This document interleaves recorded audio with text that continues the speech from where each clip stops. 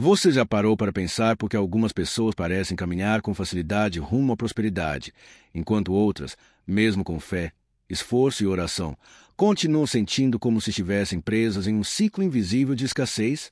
É como se existisse uma promessa pairando sobre suas vidas, mas algo as impedisse de alcançá-la.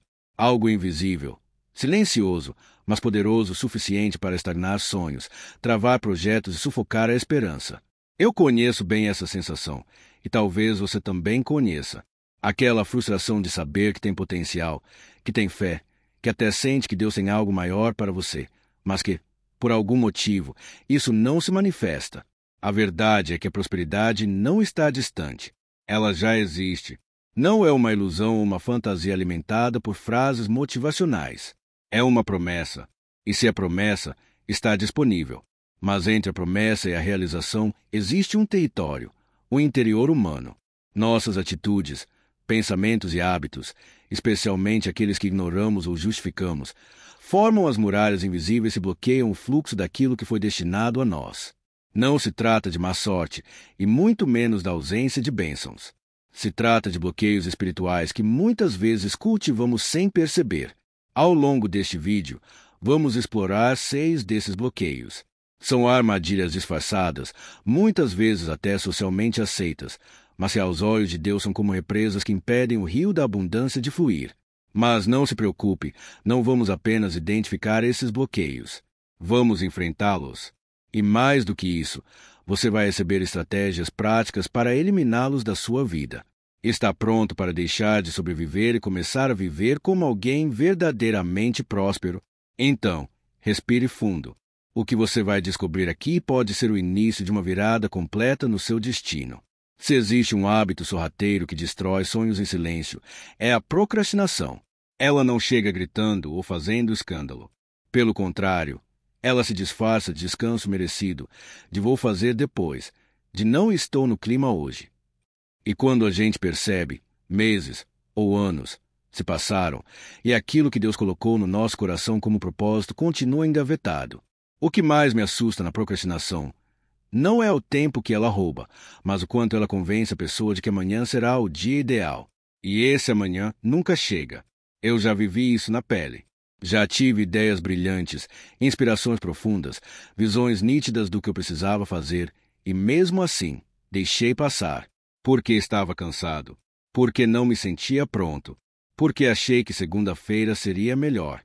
E toda vez que eu adiava, não era apenas uma tarefa que ficava para depois.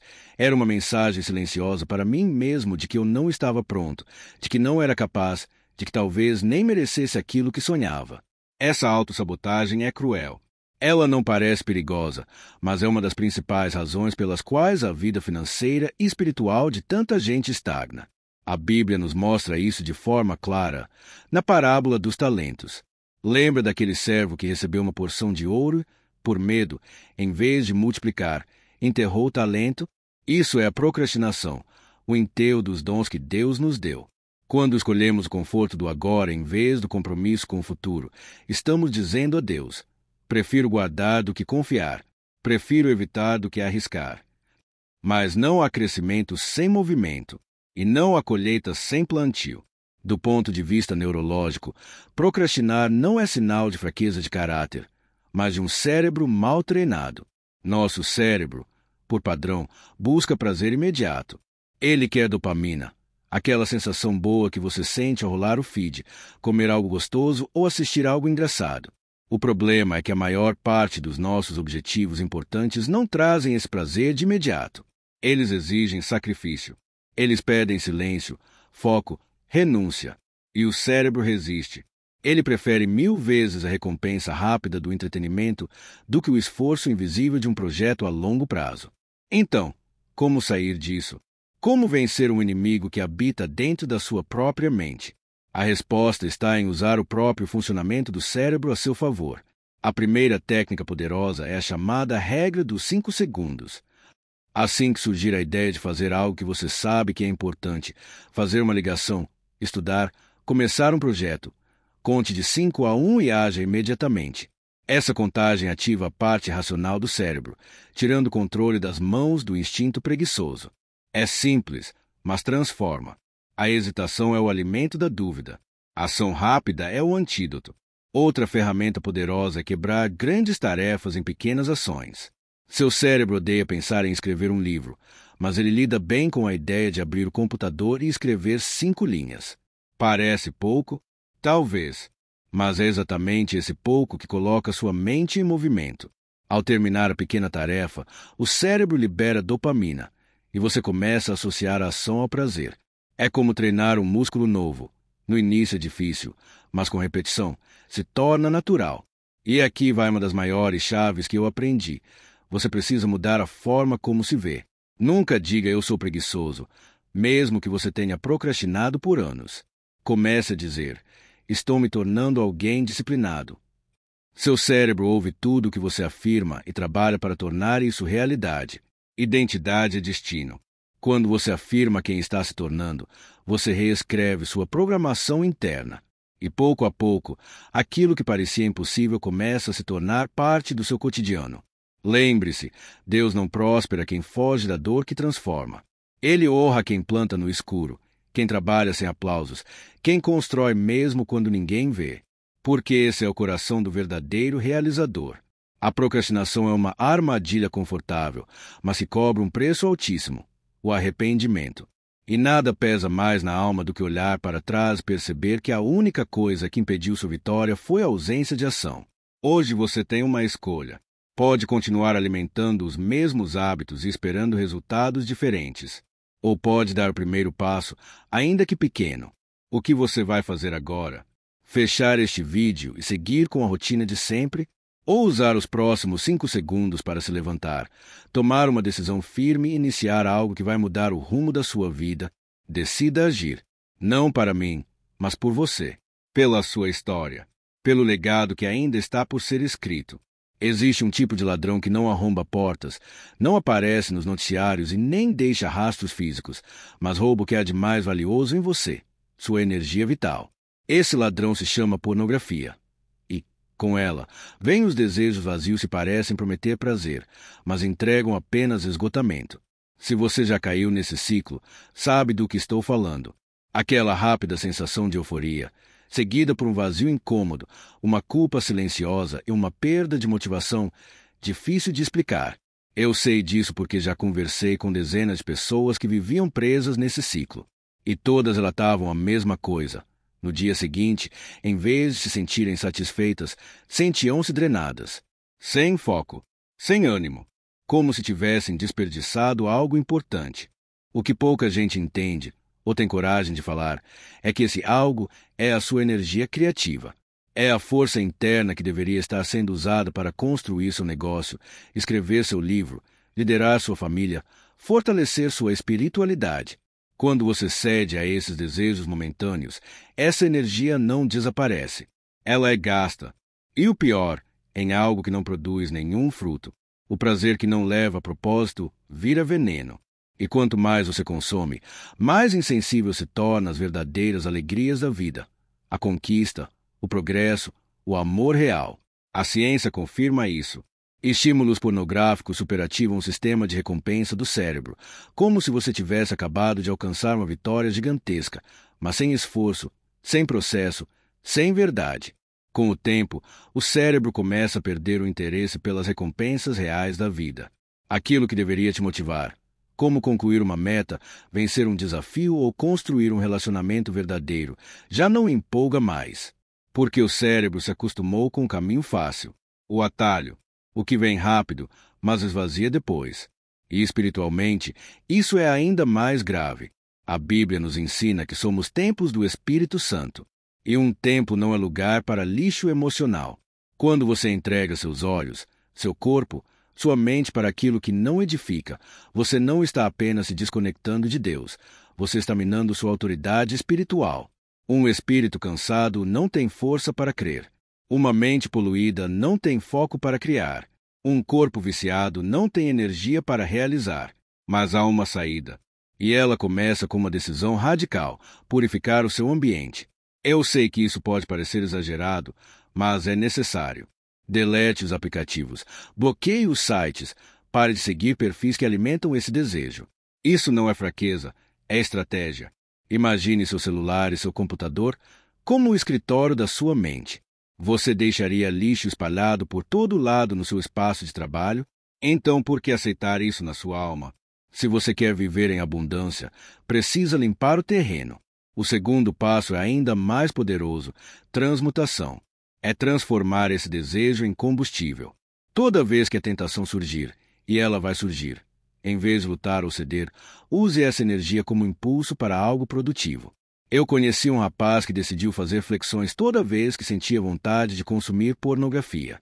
No início parecia estranho, mas com o tempo ele condicionou seu corpo e sua mente a transformar desejo em disciplina. E o que era fraqueza virou força. O mesmo impulso que o levava para baixo passou a empurrá-lo para cima.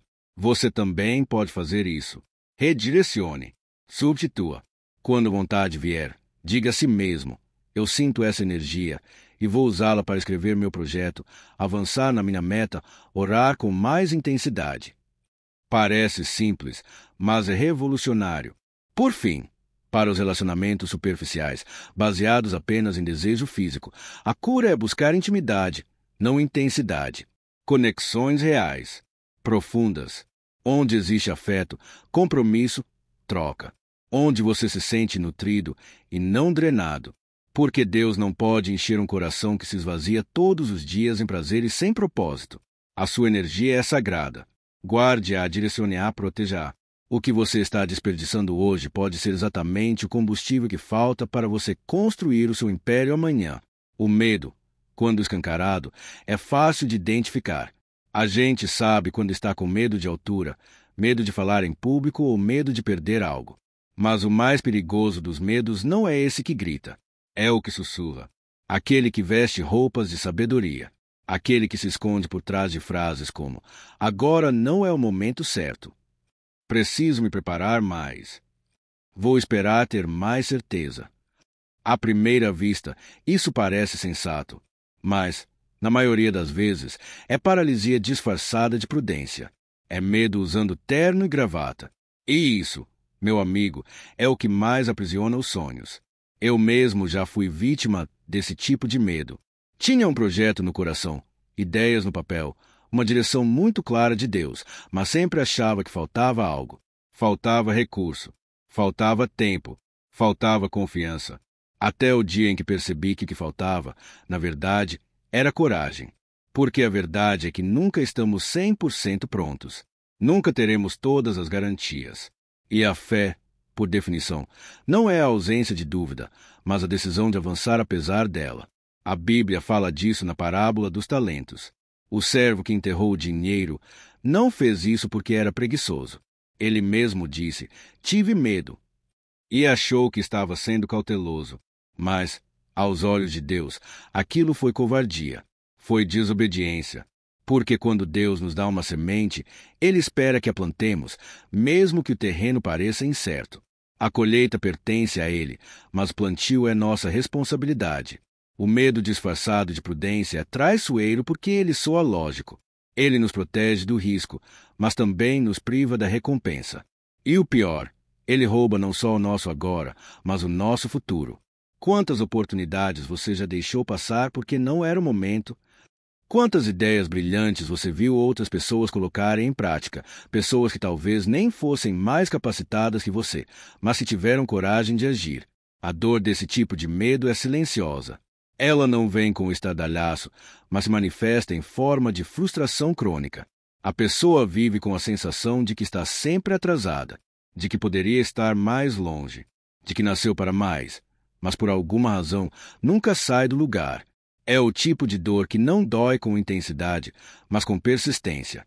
E, com o tempo, ela desgasta a alma. Mas há uma saída.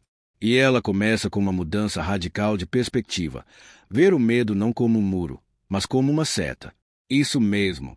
Aquilo que mais te assusta, aquela ligação difícil, aquele novo projeto, aquela exposição pública, quase sempre é exatamente o que mais vai te fazer crescer.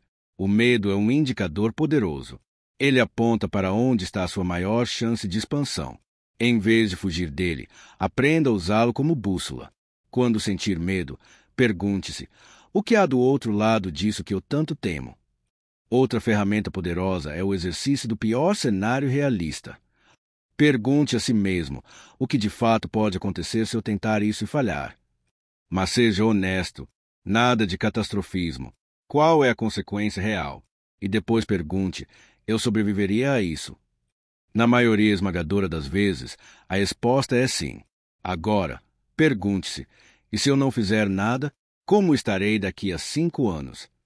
Essa pergunta é uma das mais poderosas que você pode fazer, porque ela expõe o verdadeiro risco, o de continuar no mesmo lugar. E por fim, adote o princípio da ação mínima. Jesus disse que se tivermos fé do tamanho de um grão de mostarda, já é suficiente.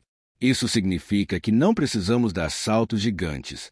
Basta um passo, um telefonema, um e-mail, um registro de domínio, um sim tremido. O importante é se mover, porque é no movimento que a fé se fortalece, e é no movimento que as portas se abrem. Você não precisa eliminar o medo para agir. Precisa apenas decidir quem vai mandar na sua vida, o medo ou a sua missão. Porque o medo nunca vai embora totalmente. Ele só perde poder quando você avança apesar dele. Então hoje, escolha avançar, mesmo com a voz trêmula, mesmo com o coração acelerado, mesmo sem garantias. Porque a coragem não é ausência de medo, é fidelidade ao chamado, mesmo quando a estrada parece incerta. Poucas coisas têm um poder tão destrutivo quanto o hábito de se colocar como vítima das circunstâncias. À primeira vista, pode parecer inofensivo, quase natural. Afinal, a vida nem sempre é justa. Muita gente realmente passou por abusos, privações, traições e perdas profundas. E sim, a dor é legítima. Mas existe uma linha muito tênue entre reconhecer o sofrimento e fazer dele a nossa identidade. E quando essa linha é cruzada, o resultado é paralisia. O vitimismo não nos prende no passado apenas pelas memórias, ele nos prende pela narrativa. Ele transforma a dor vivida em desculpa para não se mover mais. Eu já estive nesse lugar. Já culpei a economia, a criação que tive, a falta de apoio, a injustiça do sistema. E quanto mais eu apontava o dedo para fora, mais fraco eu me sentia por dentro. Porque é exatamente isso que o vitimismo faz. Ele nos rouba o poder de mudança. No momento em que você acredita que a culpa é dos outros, você também está dizendo, ainda que sem perceber, que a solução está fora de você. E aí, você vira refém do que fizeram ou deixaram de fazer. É duro admitir, mas é libertador. Enquanto você for a vítima da sua história, nunca poderá ser o herói do seu destino. Deus não criou você para viver preso a memórias dolorosas. Ele te deu autoridade para escrever uma nova história, mas essa caneta só funciona quando você assume a responsabilidade pelo que vem a seguir. Não importa o que aconteceu antes, importa o que você vai fazer a partir de agora. Existe uma fórmula simples, mas poderosa, que mudou minha vida. É mais R igual R. Ou seja, evento mais resposta igual resultado. Você não controla o evento, as perdas, as traições, as crises, mas tem 100% de controle sobre a sua resposta. E é essa resposta que define o resultado da sua vida. Não é o que fizeram com você que vai determinar onde você chegará. É como você escolhe responder. Uma das ferramentas mais eficazes contra o vitimismo é a reescrita da narrativa. Pegue o pior capítulo da sua história e acrescente a frase: "E por causa disso eu me tornei." Por exemplo, fui abandonado pelo meu pai, e por causa disso eu me tornei alguém determinado a ser o melhor pai do mundo. Ou, fui demitido injustamente, e por causa disso eu me tornei um empreendedor que hoje emprega dezenas de pessoas. A dor, quando compreendida e usada com sabedoria, se transforma em combustível. Suas cicatrizes não são sinal de fraqueza, são medalhas de guerra. São capítulos que podem se tornar seu maior testemunho. Mas para dar esse salto de consciência, é preciso cultivar algo que parece simples, mas é profundamente transformador: gratidão. Não estou falando daquela gratidão rasa, de dizer obrigado quando tudo está indo bem. Estou falando de uma gratidão agressiva. Uma prática intencional e diária de reconhecer o que há de bom, mesmo nos dias ruins. A vítima foca no que falta. O herói foca no que tem. E isso muda tudo. Todas as manhãs, antes de começar o dia, ou todas as noites, antes de dormir, pare e escreva 3 coisas pelas quais você é grato. Mas seja específico. Não diga apenas sou grato pela vida. Diga, sou grato porque hoje acordei sem dor de cabeça. Sou grato porque minha filha me deu um abraço inesperado. Sou grato porque consegui terminar aquela tarefa que estava adiando. Quando você treina o seu olhar para enxergar o que é bom, sua mente começa a criar soluções em vez de buscar culpados. E é aí que a transformação começa. Você pode ter nascido em desvantagem, mas não precisa morrer em derrota. O lugar onde você começou não define onde você vai terminar. Mas o vitimismo, se alimentado, vai tentar convencê-lo do contrário. Vai te manter preso a uma prisão com a porta aberta, porque a chave, afinal, está na sua mão. E talvez tudo o que você precise hoje é parar de repetir a velha história e começar a escrever uma nova. Uma história onde você não é o coitado, mas o guerreiro. Onde você não é o ferido, mas o curador. Onde você não é o derrotado, mas o vencedor em construção. Existe uma prisão que é luxuosa por fora, mas sufocante por dentro. É a prisão do ego. O egocentrismo é sorrateiro, porque ele nos faz acreditar que estamos sendo apenas cuidadosos com nossa própria vida. Ele se disfarça de autoestima, de foco pessoal, de autovalorização. Mas, na verdade, é uma lente distorcida pela qual enxergamos o mundo. Tudo gira em torno de nós. Nossas dores, nossos desejos, nossos méritos. E nessa visão estreita, acabamos nos afastando da essência do propósito, que é servir. Você já reparou como os maiores empreendedores, líderes espirituais, pessoas realmente prósperas têm uma coisa em comum? Eles resolveram um problema. Não o problema deles, mas o problema dos outros. Grandes riquezas nascem da solução de grandes dores. E grandes legados se constroem ao redor de uma causa que ultrapassa o próprio interesse. O egocentrismo, porém, inverte essa lógica. Ele nos faz perguntar constantemente: o que eu ganho com isso? Em vez de como posso agregar valor aqui? Durante muito tempo, eu achava que precisava de mais oportunidades para crescer, mais portas abertas, mais reconhecimento. Mas um mentor me disse algo que mudou tudo. Você não precisa de mais oportunidades. Precisa se tornar a resposta para o problema de alguém. Essa frase me atingiu como um raio. Eu estava tão focado em mim, nos meus desejos, que não percebia quantas necessidades existiam ao meu redor. E nelas estavam escondidas as maiores oportunidades. Sabe qual é um dos exercícios mais poderosos contra o egocentrismo? Tornar-se um caçador de problemas. Ande por uma semana observando atentamente as reclamações das pessoas, as dificuldades que enfrentam, as frustrações que expressam. Um amigo dizendo que não encontra um serviço confiável. Uma senhora reclamando da fila no banco. Um colega de trabalho dizendo que se sente perdido com finanças. Cada frase dessas é um pedido disfarçado.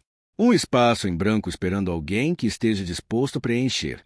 Deus não nos dá talentos apenas para que possamos nos sentir especiais. Ele nos dá ferramentas para que possamos servir ao plano dele. Se você recebeu a capacidade de ensinar, então ensine. Se recebeu o dom de organizar, organize o caos de alguém. Se sabe vender, ajude a conectar soluções a pessoas. Quando usamos nossos dons apenas para satisfazer nosso ego, eles se tornam pequenos, limitados. Mas quando os colocamos a serviço de algo maior, eles se multiplicam. E com eles, vem o reconhecimento, a abundância e a realização verdadeira. Outra chave poderosa para romper com o egocentrismo é a lei da semeadura. Antes de pedir qualquer coisa, seja uma venda, uma parceria, uma chance, ofereça algo de valor.